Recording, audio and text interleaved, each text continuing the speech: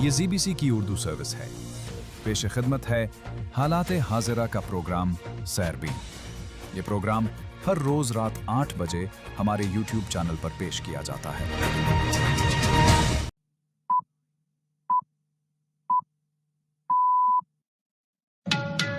10 نومبر کے سیربین سے جاوید چودھری کا سلام.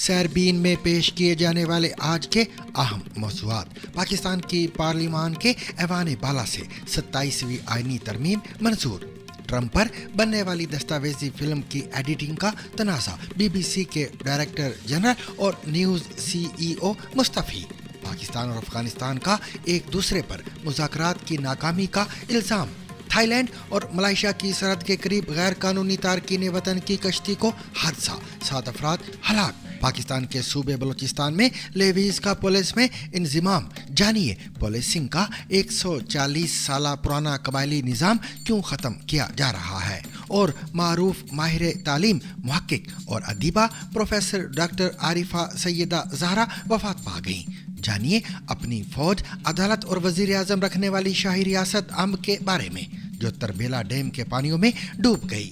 مزید یہ بھی جانیے کہ کراچی کی ایمپریس مارکیٹ کا گھڑیال دوبارہ کیسے بجنے لگا. اس کے علاوہ دیگر موضوعات بھی آج کے سیربین کا حصہ رہیں گے، مگر ہمیشہ کی طرح پہلے اہم عالمی خبروں کا خلاصہ.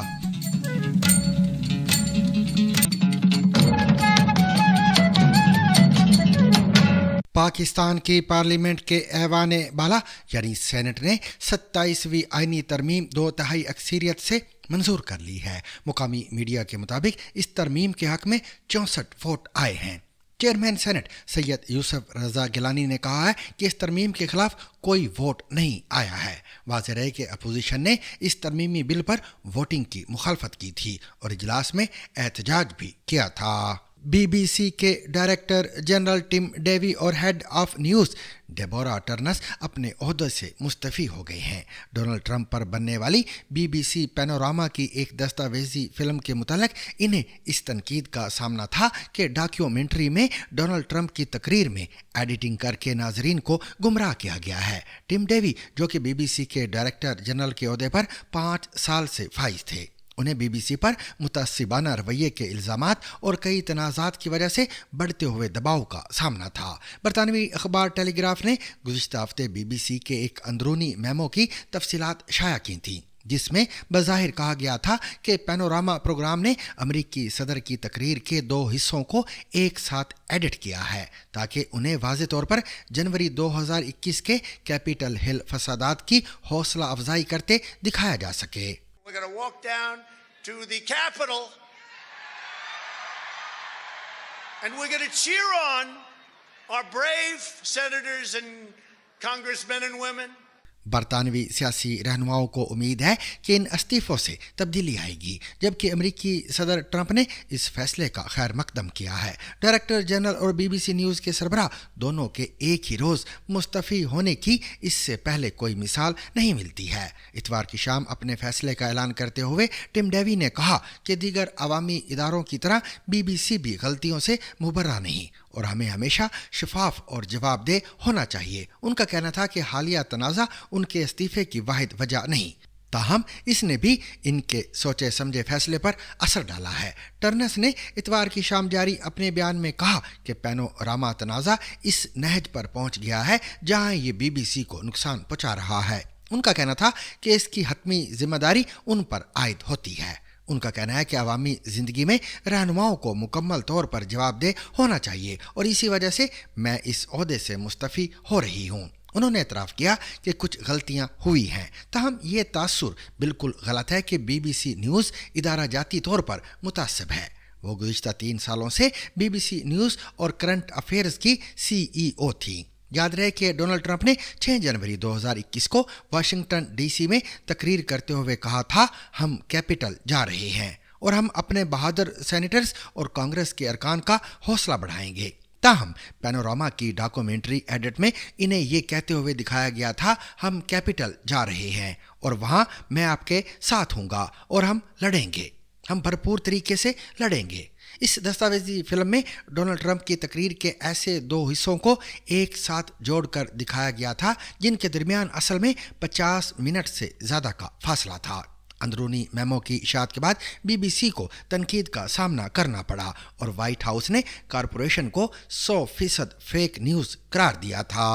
پاکستان اور افغانستان کے درمیان مذاکرات کی ناکامی کے بعد ترکی نے اپنے وزیر خارجہ اور وزیر دفاع سمیت دیگر اعلیٰ حکام کو اسلام آباد بھیجنے کا فیصلہ کیا ہے۔ خبر رساں ادارے رائٹرز اور TRT کے مطابق اس بات کا اعلان ترک صدر رجب طیب اردوغان نے اتوار کو آذربائیجان کے شہر باکو سے استنبول واپسی پر صحافیوں سے گفتگو کے دوران کیا۔ خبر رساں اداروں کے مطابق آذربائیجان کے شہر باکو میں پاکستانی وزیر اعظم شہباز شریف سے ملاقات کے بعد صدر اردوغان نے کہا کہ 3 رکنی وفد کے دورے کا مقصد دونوں ملکوں کے درمیان جلد از جلد مستقل جنگ بندی اور امن کا قیام ہے۔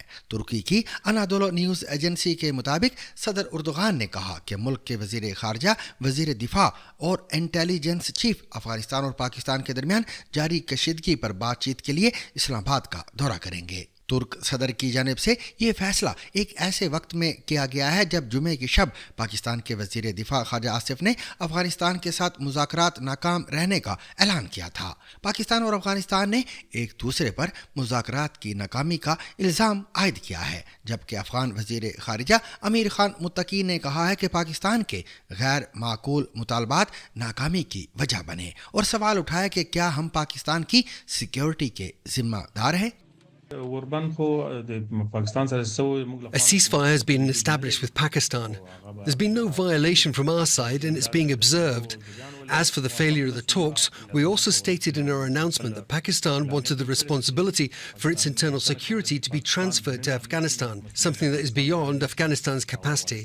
دوسری جانب پاکستان کے دفتر خارجہ نے افغان طالبان کے اندر ایک مضبوط گروہ کو کشیدگی بڑھانے کا ذمہ دار قرار دیا ہے۔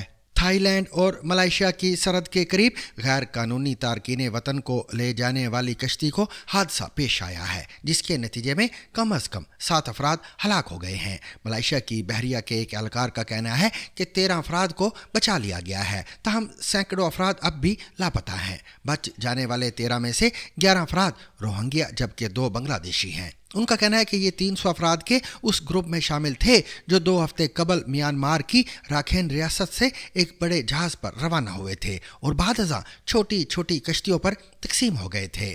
ملائیشیا کے کوسٹ گارڈ کا کہنا ہے کہ خیال کیا جاتا ہے کہ یہ جہاز لنکاوی کے جزیرے کے قریب ڈوبا ہے۔ ریسکیو کی کوششیں دوسرے روز میں داخل ہو گئی ہیں اور تلاش کے علاقے کو 170 سے 256 مربع سمندری میل تک پھیلایا جا چکا ہے۔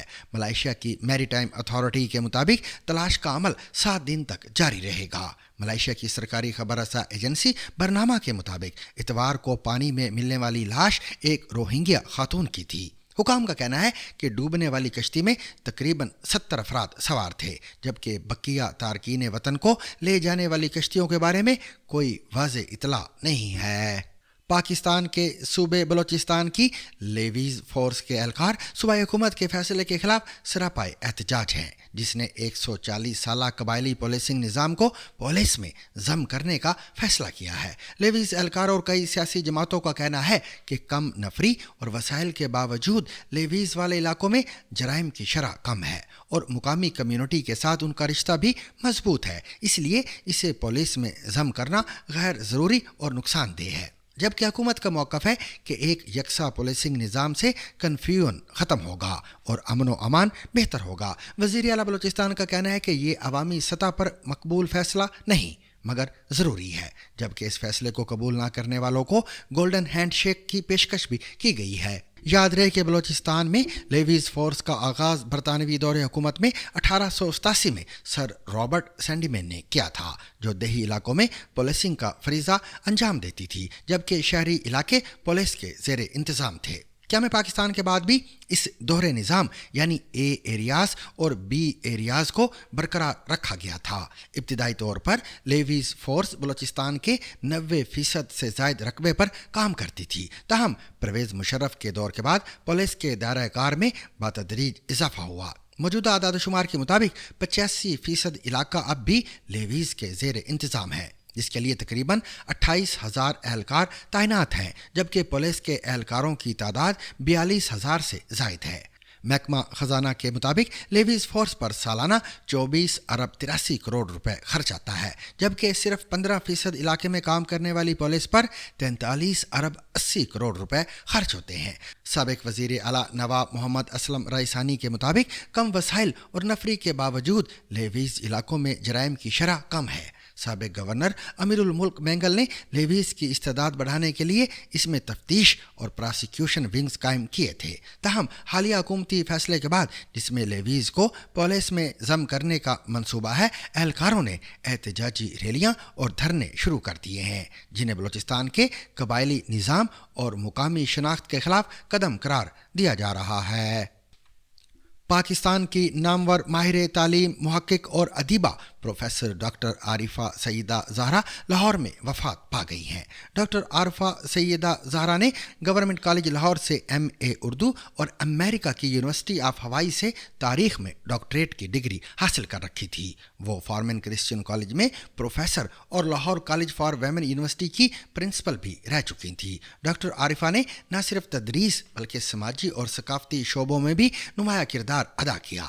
وہ خواتین کی حیثیت سے متعلق قومی کمیشن کی چیئرپرسن اور پنجاب کی نگران صوبائی وزیر بھی رہیں۔ پاکستان کے صدر آصف علی زرداری نے معروف ماہر تعلیم، دانشور اور ادیبہ ڈاکٹر عارفہ سیدہ زہرا کے انتقال پر گہرے رنج و غم کا اظہار کیا ہے۔ صدر مملکت نے اپنے تعزیتی پیغام میں کہا کہ ڈاکٹر عارفہ سیدہ زہرا کی وفات پاکستان کے علمی و ادبی حلقوں کے لیے ایک ناقابل تلافی نقصان ہے۔ انہوں نے کہا کہ مرحومہ نے اپنی پوری زندگی علم، تحقیق، تدریس اور خدمت انسانیت کے لیے وقف کر کے ایک روشن مثال قائم کی ہے۔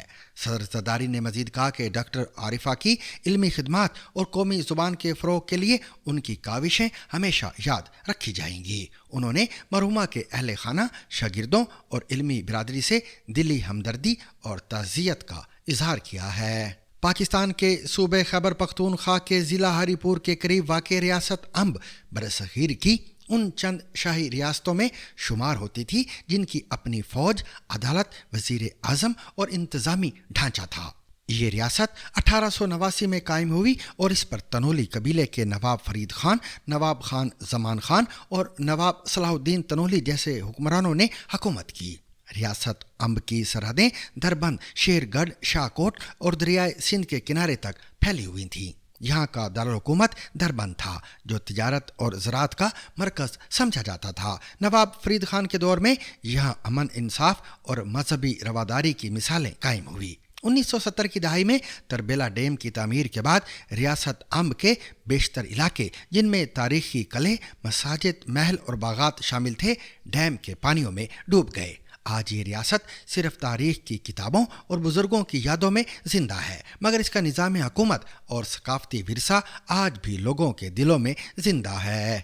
پاکستان کے سب سے بڑے شہر کراچی میں تاریخی ایمپریس مارکیٹ کے کلاک ٹاور کی رکی ہوئی سوئیاں برسوں بعد دوبارہ حرکت میں آ گئی ہیں اور اس کی گھنٹی نے بھی ایک بار پھر وقت کی صدا بلند کی ہے۔ طویل عرصے سے بند یہ گھڑی اب بحالی کے کام کے بعد مکمل طور پر فعال ہو چکی ہے۔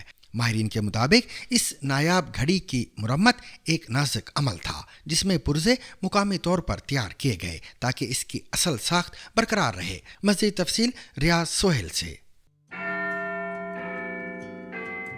کراچی ایمپریس مارکیٹ کی جو کلاک ٹاور کی جو مشینری تھی 25-30 سال سے رکی ہوئی تھی، اس کی دھڑکنیں میں نے ان کو سرجری کر کے دوبارہ سے بحال کیا ہے، اس کے اندر نئی ٹیکنالوجی یوز کر کے میں نے اس کو ٹھیک کیا ہے۔ میرا نام بلال آصف ہے اور میں ٹاور کلاک اسپیشلسٹ ہوں۔ میں پرانے کلاک ٹاور جو ہوتے ہیں ان کو ریپیئر کرتا ہوں اور بناتا ہوں۔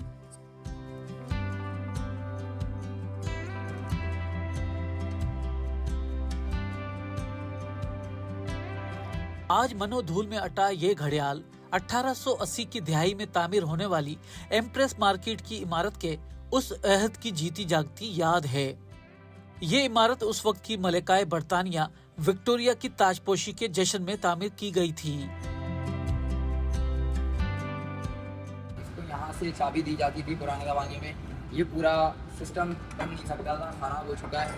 اس کے بارے میں بتائیں تو یہ اس کا پینڈولم ہے، جس سے یہ होता था। अच्छा, इसके अंदर ये दरारी देखें आप, कितना बुरा हाल हुआ हुआ है, आपको दिखाऊं, टूटी हुई हैं। ये होती हैं भेड़ की, तो इसकी डाइयाँ भी अब अवेलेबल नहीं होंगी। जिस ज़माने में ये जो मशीनरी बनी है वो कंपनी भी बंद हो चुकी है थी, तो उसके बाद से ये चीज़ें मिल भी नहीं सकती थी, और ये रिपेयर भी नहीं हो सकती थी। अगर रिपेयर करें तो भीड़ है वो दोबारा टूट जाएगा, उसकी डाइयाँ भी नहीं बन सकती, और इसका कुछ सामान है कुछ था ही नहीं।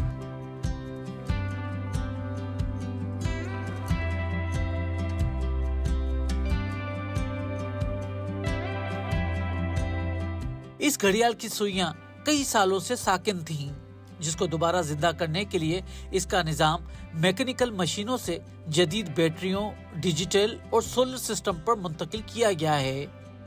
पुराने ज़माने की मशीनरी थी, आपने देखी, और अब हमने इसको मुंतकिल कर दिया एडवांस टेक्नोलॉजी में। ये देखें आप, ये इसका मास्टर क्लॉक है जिससे टाइम एडजस्ट होता है। इसमें पूरा हमने कंप्यूटराइज प्रोग्रामिंग दी है, और इसके अंदर ये हमने इसके अंदर सोलर्स लगाए हैं, तो उसकी यहाँ पर आप देख रहे हैं ये सोलर लगा हुआ है। इसके अंदर अभी इस वक्त 14 वोल्ट आ रहे हैं, और इसमें एक बैटरी दी है। हमने अपना सिस्टम लगाया है यहाँ पर पूरा, जिससे ये ड्राइव हो रहा है। ऊपर ये ढेर लगा हुआ है जो ये चारों क्लॉक को एक जैसा जलाता है, और हमने इसकी लंबी शाफ्ट रखी है ताकि मशीन का साया नज़र ना आए, जैसे पुराने ज़माने में रखते थे।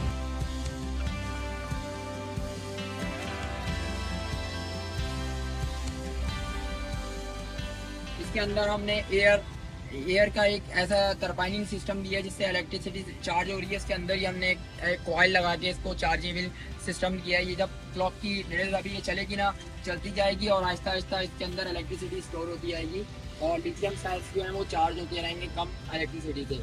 सोलर भी दिया है, और हमने इसके अंदर एक जदीद टेक्नोलॉजी यूज़ की है इसके अंदर।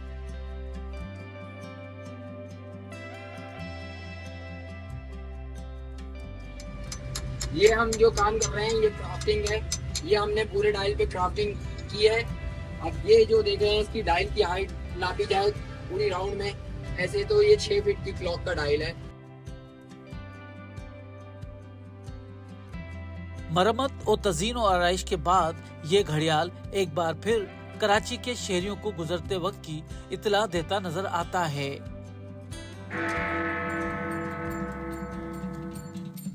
और सामीन, इसके साथ ही आज का सैरबीन अपने इख्तिताम को पहुंचा। मुझे और मेरी पूरी टीम को कल तक के लिए इजाजत दीजिए, लेकिन इजाजत से कबल अब तक की खास खबरें।